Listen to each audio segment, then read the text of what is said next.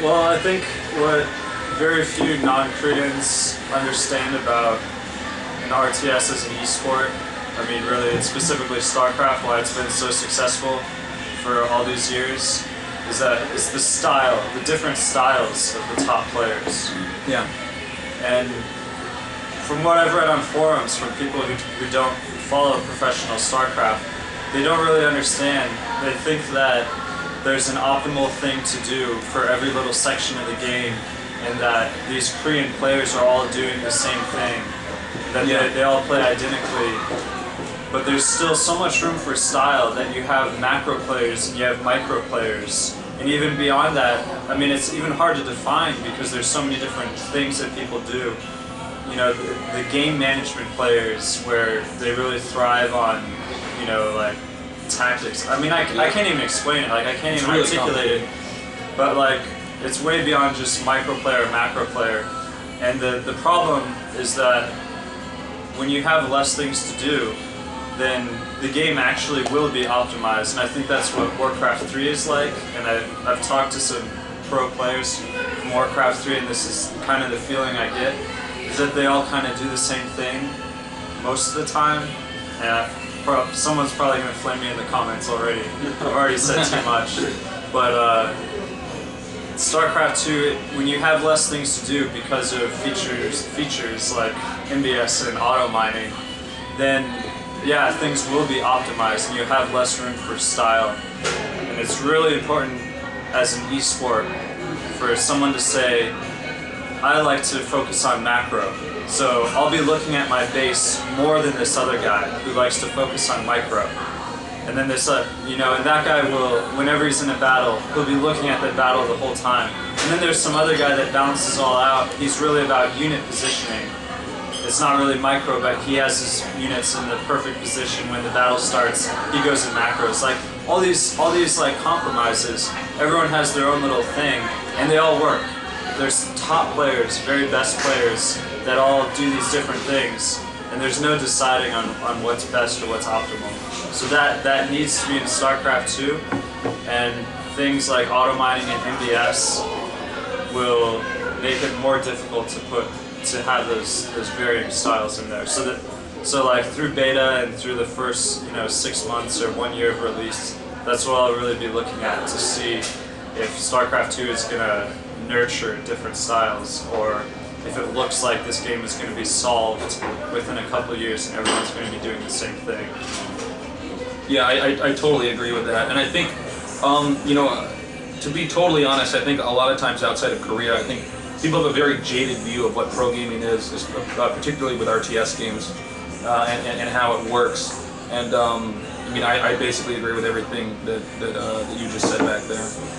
But we're pretty lucky because I mean, it is a Blizzard game, and I mean, we know our concerns don't fall on deaf ears. I mean, I've had the opportunity really to go to a lot of Blizzard events, and I get to talk to them. I mean, and they're very smart. Yeah. They're very smart. They're very passionate. I mean, and they're very aware that they listen. So, I mean, we're concerned now, but I don't know. I mean, things might change, or I mean, the beta's going to come out, so they'll be getting feedback then as well. Just right now we have such blind speculation. Not even playing the game. It's so blind, and like it's almost to the point where I don't even feel like talking about it because we're gonna learn so much more when we actually play the game. Yeah. And then if we don't like it, then Blizzard will still be there to listen, and we can give them more concrete things to think about. As in, our experience in the esports scene, we can give that to them as game developers and come together and make something good. But right now it's just no one really knows exactly what's going to happen. So just wait and see.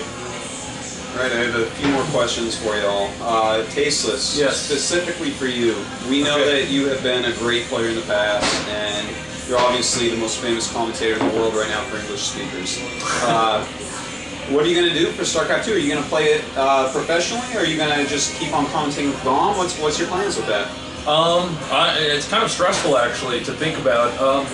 I feel that it's necessary that I play the game competitively to a certain degree. I mean, to what degree, I don't know. I don't really see myself like joining, like for instance, like a Korean pro team or something like that, and training for 12 hours. But I do want to compete, and I do want to be on probably an international team to some degree, because I feel that one of the only reasons why I succeeded as a commentator was that I played the game so much, and I mean, obviously I'm not like a Korean pro gamer. I didn't have those type of opportunities. I didn't have Star Leagues, but I mean, like the WCG tournaments are pretty valued if you're a Starcraft player, and we met in other lands and places like that.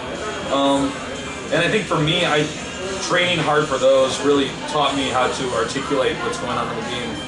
So I feel like it's critical that with StarCraft 2 that I have some competitive experience, so that for lack of better words, I'm not full of shit when I'm casting. So I think that's really important. All right. But I will cast as well, definitely. Cool. And NonY, specifically for you, you want to live in one area to play StarCraft 2, or you want to be like a War 3 pro that flies all around the world? Well, I like this format of having a major tournament that only lasts one weekend, and you fly in and you play the tournament, handle your business, and you fly out to wherever you want to live and train. And so it doesn't matter where you live. That's what I would like to do.